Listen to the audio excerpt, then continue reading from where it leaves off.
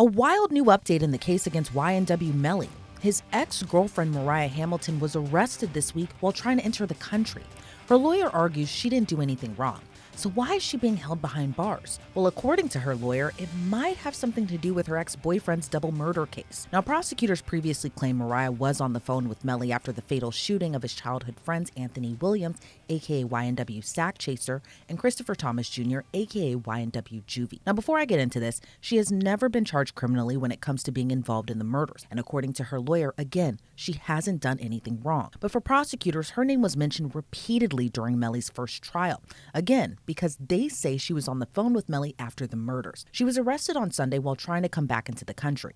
No, she wasn't fleeing from law enforcement or hiding out. Instead, she was doing what most 24-year-olds do, travel to a fun destination for her birthday. This destination just so happened to be El Salvador. And when she returned to the States, Customs ran her information, saw a warrant out for her, called Miami PD, and they arrested her. But her attorney tells me something hasn't been adding up. More on that in just a bit. Now, if you've been following the case, you kind of know the background. For those who don't, Melly was charged with first-degree murder for the 2018 shooting deaths of Anthony Williams and Christopher Thomas Jr. Prosecutors claim Melly and his other friend, Cortland Henry, aka YNW Bortland, who were both riding in the SUV with Christopher and Anthony at the time of the murders, staged the shooting as a drive-by. Now, both have denied it and both have pled not guilty to their charges. But so far, the only one who has been tried was Melly, and we all know how that first trial ended. The jury inquiry form. It indicates that after further discussions, reviewing the evidence and speaking freely amongst the jurors, we are still unable to reach a unanimous decision. So at this time, what I'm going to do is just declare a mistrial because it's mistrial. The mistrial was declared back in 2023, and now we're in 2025, and Melly is expected to be tried all over again for the double murders of Christopher and Anthony. But back to Mariah. Her involvement within the case, though, has been a roller coaster ride. When the shooting happened, she was just 17 years old. Now she's 24, and she's not even with Melly anymore, and hasn't been for a while. But prosecutors have seemingly been pushing for her to tell them everything she knows about what happened back in October of 2018. Now, her mom, Felicia, winded up taking the stand during Melly's first trial. And her testimony was, well, we can take a look for ourselves. Good morning, Ms. Holmes. Good morning. How are you today? Not good. Are you cold? No, I'm just, I don't feel comfortable. Are you nervous? I feel threatened. Tell me about Ms. Holmes. I can ask you, did your daughter tell you, did you have a conversation with your daughter about what happened on October 26th of 2018? Yes, I asked her if she knew anything about what happened. No. Did she tell you what happened? No, she didn't. Just told she didn't know. Have you ever made a statement that is different than that? Your Honor, we'd object to lack of foundation, calls for hearsay, speculation, unless they can establish that that witness was present. Thank you. The objection noted. That's what I previously ruled on sidebar. Proceed. Ms. Holmes, is it your testimony you don't remember why you came down? I told you why I came down. Okay, why is that? Objection. Asked and answered. Sustained. Ms. Holmes, have you ever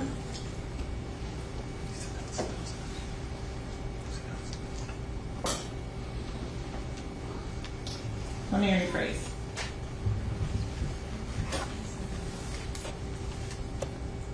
Ms. Holmes,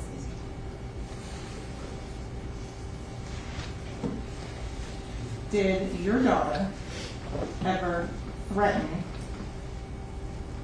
to cooperate with law enforcement? Objection. Sustained. Ms. Holmes, did you threaten to cooperate with law enforcement? Objection. Asked and answered.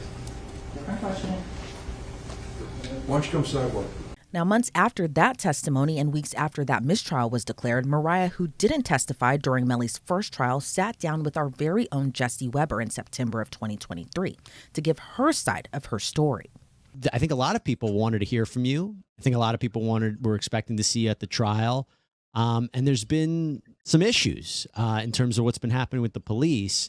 If you can explain to people why we haven't seen you or heard from you. You guys haven't seen or heard from me because I'm currently wanted. I've tried to get the warrant lifted plenty of times. But it's just been like a constant battle with my lawyer and the prosecutor.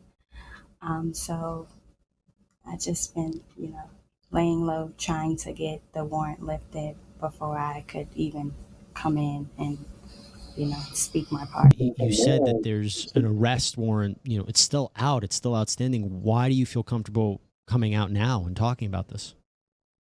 Because I just want people to know that I'm not running because of like any money or anything like that. It's because I don't want to go to jail for something that I did. I don't want to go to jail for something that I didn't do or something that I'm not a part of.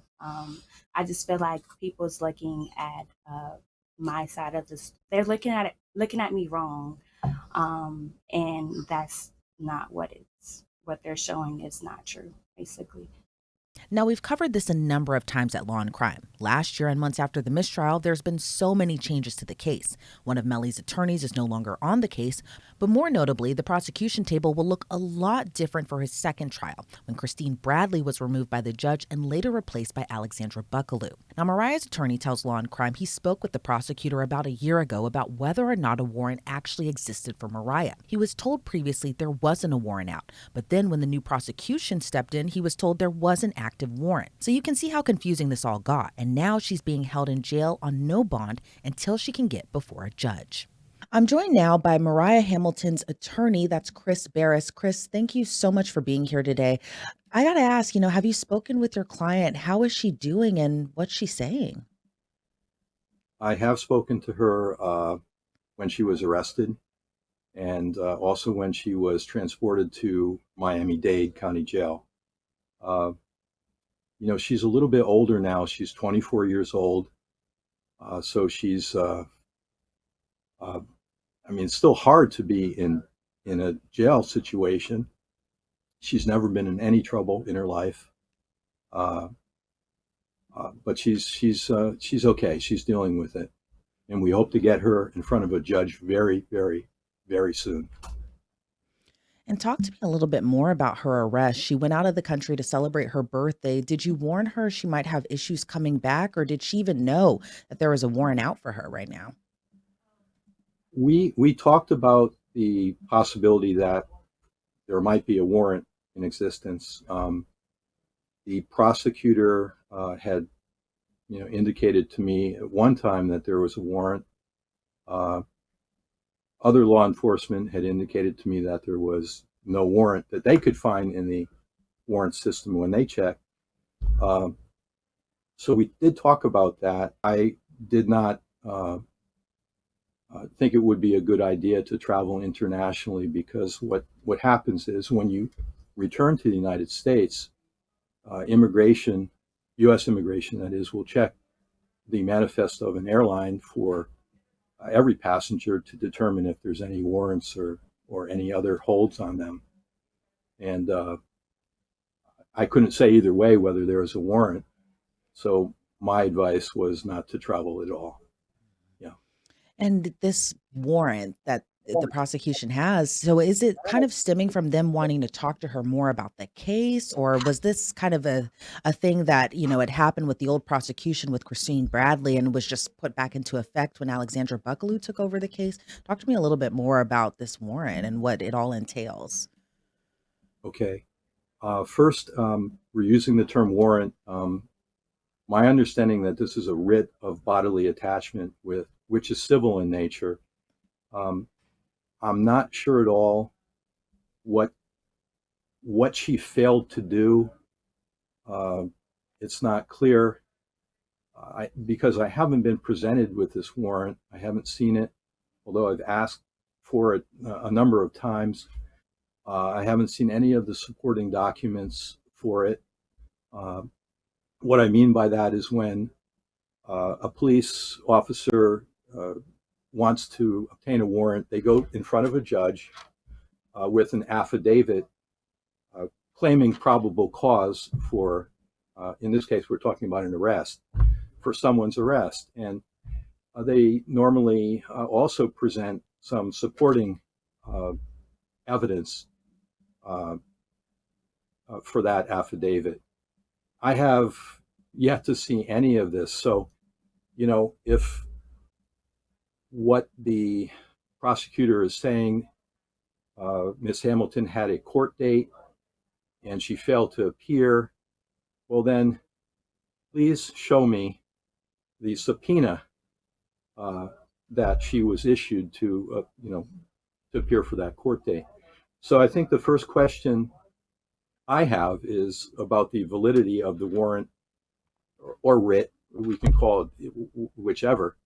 But that is my first question. Was the warrant valid? And if it was not, well, obviously her detention and arrest is not valid either.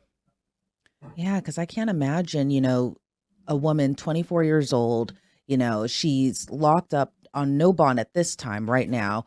And just all she did was just go out of the country, come back, and then again, just no criminal history whatsoever. I can't even imagine kind of what she's going through right now. Is there any signal that she'll be transported to Broward County anytime soon so she can get in front of a judge? Right. I checked this morning, and I believe that she was transported this morning. She's no longer on the inmate list for Miami-Dade County Jail. So I expect that she'll be in Broward County by this afternoon. Yeah. And we hope to get her in front of the judge this Friday. I filed an emergency motion asking for this based on her, of course, lack of any criminal history. And I want to be clear, this warrant was not served on her for a crime. She's not accused of any crime. At most, she may have been served a subpoena and failed to appear for a court date. And the warrant, really a writ, is civil in nature. It's not a criminal warrant. So I'd like your viewers to understand that. Yeah, and I kind of want to go more into that a little bit. So if it's civil in nature, how come she's essentially being treated like a criminal? I can't answer that. Even in a family law context, this is where we see these writs of bodily attachment most often. So someone gets picked up for, say, they're speeding down the highway. They get stopped by police. Police check their ID. They see that there's a writ of bodily attachment for, failure to pay child support. So they're brought to the jail. I'm not even sure this happens anymore in Florida, but in the past, I've seen this. They're brought to the jail. They're allowed to make good, meaning pay whatever amount is owed, purge, and then they're released from custody. A civil writ is really not meant to be a tool of punishment at all. It's meant to be a tool of compliance. And Ms. Hamilton has always been willing to talk. The biggest problem, the historic problem, has been threats from both the lead detective, Detective Moretti, to arrest her for participation in homicide, and also threats from the former lead prosecutor, Miss Bradley. You can confirm with us that it definitely has to do with the whole Melly situation in the Melly case. Well, again, she's committed no crime, so I have to believe it's over this accusation that she failed to appear for a court date, whether that was for trial testimony, for deposition testimony. I don't know. I've never seen these subpoenas to corroborate, the prosecutor's statements. And from what you can tell us, do you think, in your opinion, that they're leveraging her arrest to kind of force her to testify during his retrial? Well, I don't know what their goal is. Ms. Hamilton has never been in hiding. I included this in my motion because I want the court to know that if the prosecutor had really wanted her to participate in trial, or wants to have her participate in the retrial, really a minimum amount of effort would be required to locate her. I mean, she's a public person.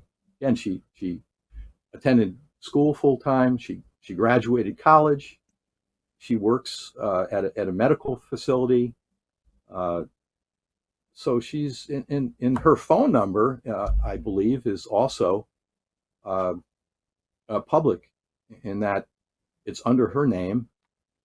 So she's not hiding from anyone. And I've indicated before that she's willing to talk to the court, to anyone, but the condition is that she's not under threat of arrest for participation in a homicide. And that hasn't changed. Yeah. And if you can tell us as well, too, has she even spoken with Melly recently? Are they even in communication? You know, we know now that they're no longer together, but is there even a relationship there at this time? Well, it's almost impossible to talk with Melly at the county jail facility. He's presently incarcerated. I don't believe there's any relationship between the two at this point. I think that ended a long, long time ago. Miss Hamilton's moved on with her life. She's, as I said, she's a college graduate, gainfully employed, going about her daily life like all the rest of us. And now she has to deal with this. And I say deal with it, and unless I can see valid subpoena that was issued to her at one point, how is she, responsible for failing to appear in court? Right now, granted, she's never wanted to really get into this participation at trial, but without a subpoena, without a court order to make her do so, she's not part of this case. And say that subpoena is served, and maybe they do it in the right way, and by they I mean the prosecution side here. And she has served that subpoena. Will that force her to have to testify during his retrial? No. Number one, she's been threatened with arrest. I mean, I think she would probably assert her Fifth Amendment right to remain silent. Of course, we haven't talked about this yet with the prosecution, but I mean, there's other reasons why the prosecutor might not want to call her. If she's not going to help them with their case at all, why would you call anyone to be a witness? And this is the situation the prosecution was in with her mother, Alicia Holmes. Yep, and we definitely remember that testimony as well, too. So what all happens from here? You filed that emergency motion. What happens next? Well, the judge has indicated that there is time this week to hear it. Tomorrow, Friday. I'd have to check, and I do plan to check today if we can get her in front of the judge for a hearing on Friday. I think would probably be better. But I talked about these documents that I have not received to review, and they're necessary to prepare a defense for Miss Hamilton. And talking about the writ of bodily attachment itself for her arrest. I'm talking about the affidavit claiming probable cause for her arrest. I'm talking about the judicial record of the ex parte proceeding that resulted in the issuance of this writ. And I'd also like the names and contact numbers of any witnesses the state expects to present at hearing. I will probably file a motion to that effect today. So it's on the record that I have not been able to obtain these documents to prepare. And I don't have them. They are with the state. And I have requested them before, to no avail. Seems like a very sticky and dicey situation altogether. Christopher Barris, I want to thank you so much for joining me today. Before we sign you off, though, anything else you'd like to add? I would hope that everyone remembers Ms. Hamilton has not been charged with a crime, accused of a crime. I think that's what the takeaway should be from today. Yeah, absolutely. You know, she was in love with someone when she was 17 years old, and it seems like that's the only place it kind of goes from here. Christopher or Chris, I want to thank you again so much for your time and your insight into this. I really appreciate it. You're welcome. Thank you. Like Mariah Hamilton's attorney, Chris Barris, just explained, she is set to be moved to the Broward County Jail so she can get before a judge to get bond, and he hopes to get her in front of a judge before the end of the week. Reporting for Law and Crime, I'm Elizabeth Millner.